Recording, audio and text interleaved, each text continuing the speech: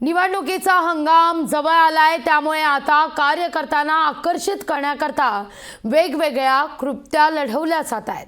नवी मुंबई राष्ट्रवादीच्या अल्पसंख्याक मेळाव्यात दादांच्या बिर्याणीची चर्चा जास्त आहे, कारण या मेळाव्याकरता तब्बल 15,000 लोकांना पुरेल एवढी बिर्याणी तयार करण्यात आलेली आहे.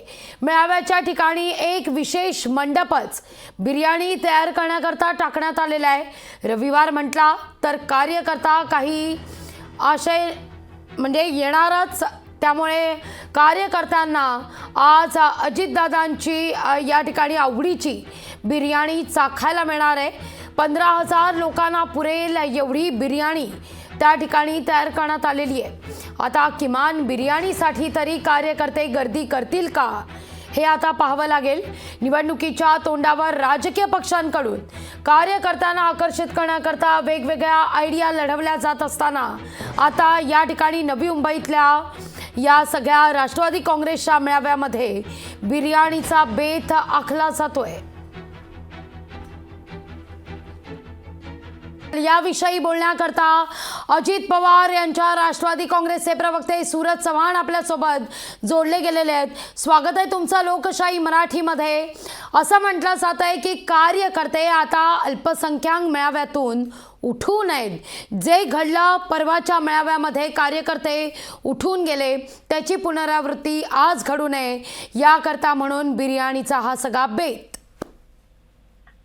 खरं तर मला आश्चर्य वाटतं की अशा पद्धतीच्या बातम्या पसरवणं किंवा अशा पद्धतीचं माध्यमामध्ये चर्चा होणं ते एक दुर्दैवच आहे. कारण महाराष्ट्राच्या कानाकोपऱ्यातून आलेले ही लोक आहेत आणि जेवणाच्या वेळेमध्ये आपली संस्कृती आहे की एखादी व्यक्ती त्या वेळेत आला असेल तर आपण त्याला जेव म्हणतो आणि त्याची व्यवस्था सुद्धा तशा पद्धतीची करत असतो. आज हा कार्यक्रम राष्ट्रवादी काँग्रेस पक्षाचा माफ करा, तुम्हाला मी मध्येच टोकतीये. तुम्ही चॅनलच्या या बातमीविषयी सवाल उपस्थित केला म्हणून म्हणते. बातमी बिर्याणीचा बेत आहे, जेवण आहे या संदर्भात नाही. बातमी सगळ्यात महत्त्वाचं म्हणजे आजवर जे मेळावे झाले त्या मेळाव्यामध्ये थेट अजित पवार यांचं भाषण ऐकण्याकरता कार्यकर्ते येत होते. आज अल्पसंख्याक मेळाव्याला असं नेमकं काय घडलं की बिर्याणीचा बेत आखावा लागला? आज कार्यकर्ते ह्याच्या आधीही अजितदादांचं भाषण ऐकायला पूर्ण वेळ थांबलेले आहेत, आताही थांबतायत. आता हल्लीच्या काळामध्ये जर कार्यक्रम जास्त लांबला असेल तर प्रत्येकाचे व्यक्तिगत कार्यक्रम असतो. जो शेवटचा वक्ता मग तो कुठल्याही पक्षाचा असू द्या, त्या वक्त्याच्या कार्यक्रमाला लोक शक्यतो लवकर निघायची थोडी घाई गडबड करत असतात. त्याचा अर्थ असा नसतो की लोक त्या कार्यक्रमाला निघून जातात. लोक जर त्या कार्यक्रमाला ऐकायचंच नसतं तर आलेच नसते. लोक येतात याचा अर्थ लोक पाठीशी आहेत. आता काही लोकांच्या सभा आम्ही बघितल्या, स्टेजवर गर्दी भरपूर होती आणि पुढे कुणीच नव्हतं. याही सभा आम्ही बघितल्या, परंतु त्याच्यावरती टीका टिप्पणी करण्यापेक्षा मताच्या रूपानं लोक कुणाच्या पाठीशी आहेत ते निवडणुकामध्ये दिसून येईल. अशा कोणी टीका केल्याने आमचं महत्व कमी होणार नाही किंवा दादाची जी काही पॉप्युलरिटी आहे ती कमी होणार नाही. अशी लोक फक्त राजकारणासाठी टीका टिप्पणी करू शकतात.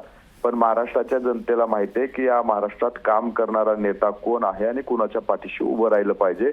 आणि आज जे तुम्ही काही विषय काढला बिर्याणीचा, तर त्या महाराष्ट्राची संस्कृती आहे की आपण जेवणाच्या वेळेमध्ये कुठलाही व्यक्ती आपल्या घरी आला असेल तर त्याला जेवणाची व्यवस्था केलेली असते. आज महाराष्ट्राच्या कानाकोपऱ्यातून लोक तिथे आलेले आहेत, त्यांच्या दुपारची जेवणाची व्यवस्था केलेली आहे. त्यामुळं मला वाटतं की त्या मेळाव्या होतोय, अल्पसंख्याक समाजाचा पाठिंबा भरघोसपणे दादांना भेटतोय, हे कुठेतरी कुणाच्या तरी पोटात दुखत असेल म्हणून अशा बिर्याणीचा विषय पुढे आलेला आहे असं मला वाटतंय. चव्हाण साहेब, परवाच अजित पवार यांनी एक वक्तव्य केलेलं होतं. भावनिक बाबींवर किंवा भावनिक वक्तव्यावर राजकारणात काहीही होत नाही, कामं होत नाहीत. कामं करण्याकरता जोरकसपणाच लागतो. रोजीरोटीचा प्रश्न भावनिक राजकारणानं सुटत नाही. आज रोजीरोटीचा प्रश्न बिर्याणीच्या या बेतानं सुटलाय का? बिर्याणीचं मला वाटतंय तुम्ही परत त्याच विषयावरती येतात. बिर्याणी हा एक भाग आहे, जेवणाची केलेली व्यवस्था आहे.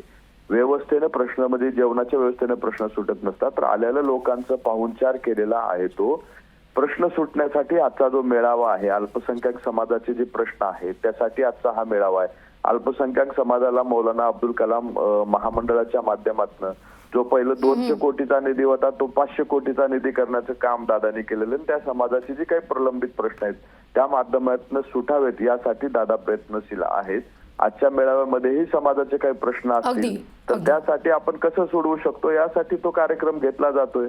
निश्चित धन्यवाद चव्हाण साहेब आमच्याशी संवाद साधला त्याबद्दल.